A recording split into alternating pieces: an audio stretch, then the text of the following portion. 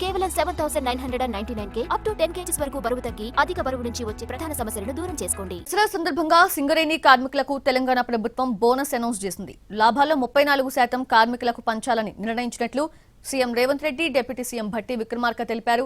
ఒక్కో కార్మికుడికి బోనస్ గా 1,95,610 రూపాయలు ఇవ్వనున్నట్లు చెప్పారు. కాంట్రాక్టు కార్మికులకు బోనస్ చెల్లిస్తామన్నారు.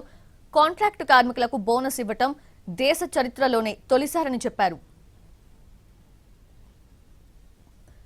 సింగరేణి సంస్థలోని 41,000 మంది శాశ్వత ఉద్యోగులకు 819 కోట్ల రూపాయల బోనస్ పంపిణీ చేయనున్నారు. 30,000 మంది కాంట్రాక్టు ఉద్యోగులకు 5,500 చొప్పున బోనస్ ప్రకటించారు. కోల్ ఇండియా నుంచి వచ్చే బోనస్ ని దీపావళికి పంపిణీ చేస్తామన్నారు.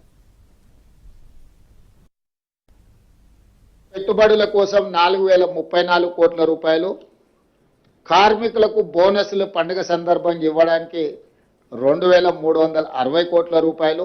ఇవి 41,000 పర్మనెంట్ కార్మికుల కోసం ఈ బోనస్. అదేవిధంగా సింగరేణిలో ఉన్న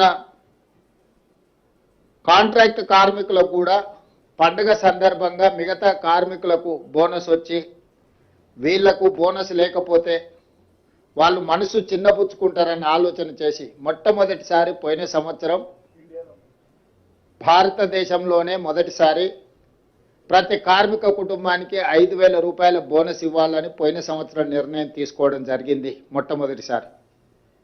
ఈసారి 5,500కు పెంచి 30,000 మంది కార్మికులకు దాదాపుగా 819 కోట్ల రూపాయలు ఈ కాంట్రాక్టు కార్మికులకు కూడా. రాష్ట్రంలోని ఎన్హెచ్ఏఐ ప్రాజెక్టులపై సచివాలయంలో సీఎం రేవంత్ రెడ్డి సమీక్ష నిర్వహించారు. ఈ సమావేశానికి మంత్రి కోమటిరెడ్డి వెంకటరెడ్డి, సీఎం సలహాదారు Vem Narender Reddy, national highways corporation chairman Malreddy Ramreddy, ప్రభుత్వ ప్రధాన కార్యదర్శి రామకృష్ణరావుతో పాటు ఉన్నతాధికారులు హాజరయ్యారు. వీడియో కాన్ఫరెన్స్ లో పలు జిల్లా కలెక్టర్స్ పాల్గొన్నారు. రాష్ట్రంలో పెండింగ్ లో ఉన్న national highways, regional ring road అంశాలపై ఈ సమీక్షలో చర్చించారు.